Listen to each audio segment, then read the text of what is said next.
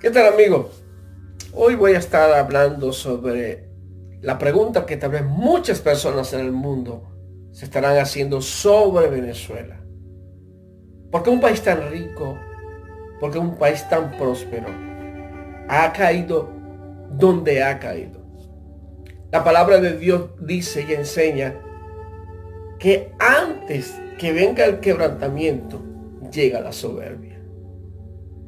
Y quiero tratar esto como algo muy serio, pero profundamente, las observaciones que Dios me ha permitido tener sobre mi país, sobre mis líderes y sobre mi gente. Quiero comenzar diciéndole que lo que Venezuela hoy está viviendo es consecuencia de no escuchar la voz de Dios. Primero, nuestros líderes. Y cuando hablamos de nuestros líderes, quiero hablar, número uno, de nuestros líderes políticos. Si ustedes se han dado cuenta, ninguno de nuestros presidentes que antecedieron a este régimen que ahora mismo gobierna nuestro país están vivos. Todos ya partieron de este mundo. Aún un presidente en pleno ejercicio de sus funciones muere. ¿Qué nos habla eso? Nos habla de que activamos los juicios de Dios en nuestra conducta, por nuestra rebeldía y por la dureza de nuestro corazón. Nuestros líderes políticos nos llevaron a lo que hoy nosotros somos como nación. Recuerdo muy bien en los años 90, finales de los 90, haber leído un artículo en un periódico capitalino de alta circulación en nuestro país llamado El Nacional, que decían de las 2 veces que fuimos gobernados por un presidente que no elegimos. Y mencionaba la fecha de los años 70 y lo que había sucedido en parte de los años 90. Y ese periódico decía que a principios de los 70, quien en aquel entonces había quedado como presidente, el doctor Rafael Caldera, no había sido elegido por el pueblo. Fue una componente entre los políticos de aquel entonces para quien había ganado no llegara a ser presidente. Había ganado Prieto Figueroa. Sabíamos que en aquel entonces la historia habla de que Acción Democrática había tenido una división y había surgido otro partido liderizado por este hombre. Este hombre se arrastró a las masas populares y ganó sus votos. Pero en el convenio de los 2 grandes partidos que gobernaron a Venezuela durante más de 40 años, ellos decidieron que él no llegara a ser presidente. Y este mismo hombre luego volvió a gobernarnos en los años 90, cuando de una forma fraudulenta hicieron que los votos que se le habían dado a Andrés Velázquez en aquel entonces fueran nuevamente para Rafael Caldera. Nuestros políticos nos mintieron y nos traicionaron.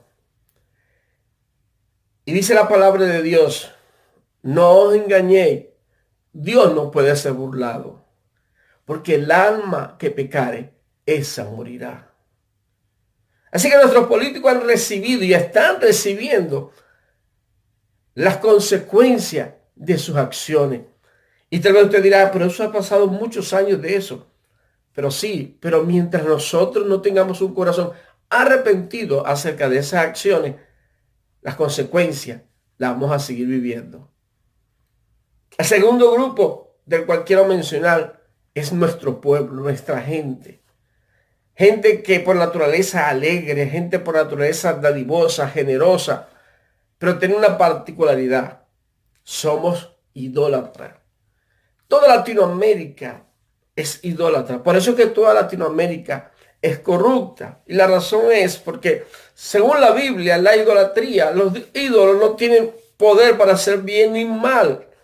Pero detrás de ellos se mueve un principado que hace que los pueblos se sumerjan en corrupción.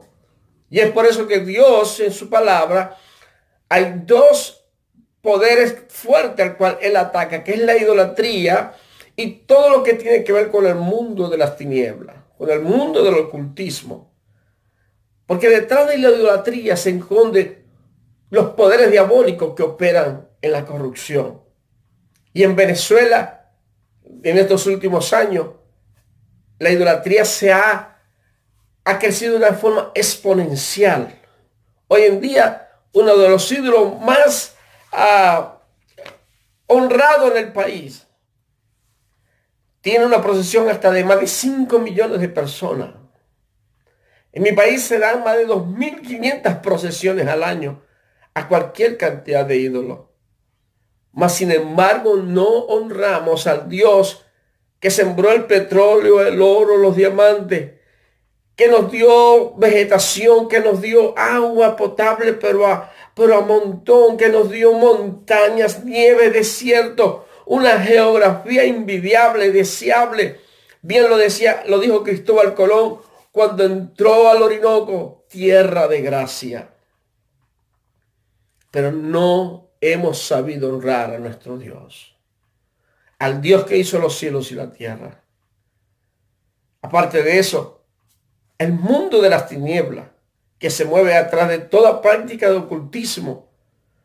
El ocultismo, uno de los flagelos que trae nuestro pueblo es la pobreza. Y como ejemplo tenemos África, Haití, Cuba y ahora mismo Venezuela. ¿Cómo se ha llenado nuestro país de babalaos, de brujos, de santeros, de paleros? Cosas que ni siquiera en nuestra adolescencia llegábamos a escuchar, pero que han venido a Venezuela como enjambre de abejas para traer pobreza a nuestra nación. Por eso que Venezuela está en un estado y una condición de pobreza que no era imaginable para nosotros.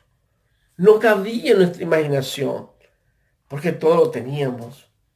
Durante 30 años nuestro país, desde los años 50, finales de los 50, a los años 80, nuestra entrada per cápita era muchísimo más alta que Suiza, que los Estados Unidos, que Alemania. Nuestra gente venía a Miami como si fuera el pulguero, y perdónenme la expresión, el pulguero de la ciudad. Para nosotros emigrar era algo impensable, porque todos los años podíamos cambiar de carro, de mueble. Los amigos se peleaban en los restaurantes para pagar la cuenta. Ese era nuestro país. Pero Dios nos los advirtió tantas veces y nos dio durante tantos años por diferentes profetas, por diferentes hombres de Dios, y no quisimos oírle. Y el tercer grupo que ha ocasionado todo esto que está sucediendo en el país es la Iglesia de Cristo. Lamentablemente nos dividimos. El fervor político nos dividió. Así que veíamos a un grupo levantando bandera diciendo que caiga Chávez, y a otro grupo político levantando bandera diciendo que se mantenga Chávez. Y había otro grupo muy espiritual que decía, no me voy ni con el uno ni con el otro. Pero éramos incapaces de reconciliarlos. Por eso que caímos donde caímos. Por eso estamos donde estamos. Pero la palabra también nos dice de qué manera debemos de actuar para que esto pueda revertirse. Porque Dios me ha dicho cosas sobre lo que va a venir sobre mi país. Y son cosas hermosas, maravillosas. Aun cuando también me ha hablado sobre estas cosas duras que el país ha estado viviendo. Pero también me ha dado palabra de esperanza que hace que mi corazón, a pesar de ver la miseria que hoy vive en mi país, se llene de esperanza en esa palabra que Dios me ha dado. ¿Qué tenemos que hacer para quebrantar la idolatría? Levantemos adoración al verdadero Dios. Ojalá que alguien que sea idólatra, si me está escuchando en esta hora, que tenga sus ídolos, sus imágenes, agarra todo eso y tíralo a la basura, porque eso es lo que ha traído hambre a tu pueblo. Eso es lo que ha traído hambre a tu casa, a tu gente. La idolatría trae corrupción a nuestro pueblo. La brujería, satanismo, horóscopo y todo cuanto tiene que ver con el mundo de las tinieblas trae pobreza. Y ese es el trabajo que la iglesia tiene que hacer. Hacer su guerra espiritual en contra de esos poderes de las tinieblas que hoy han sumergido al país en esa pobreza. Por eso te invito a que tú vuelvas tu corazón a Dios. Que escuche lo que Dios está diciendo. No es que Dios no te oye a ti. Es que estás gritando tanto que tú no estás oyendo lo que Dios te quiere decir. Deja que Él te hable, porque Dios tiene una palabra maravillosa para nuestro país. Vuélvete a Dios con todo tu corazón y verás cómo Él se volverá a ti.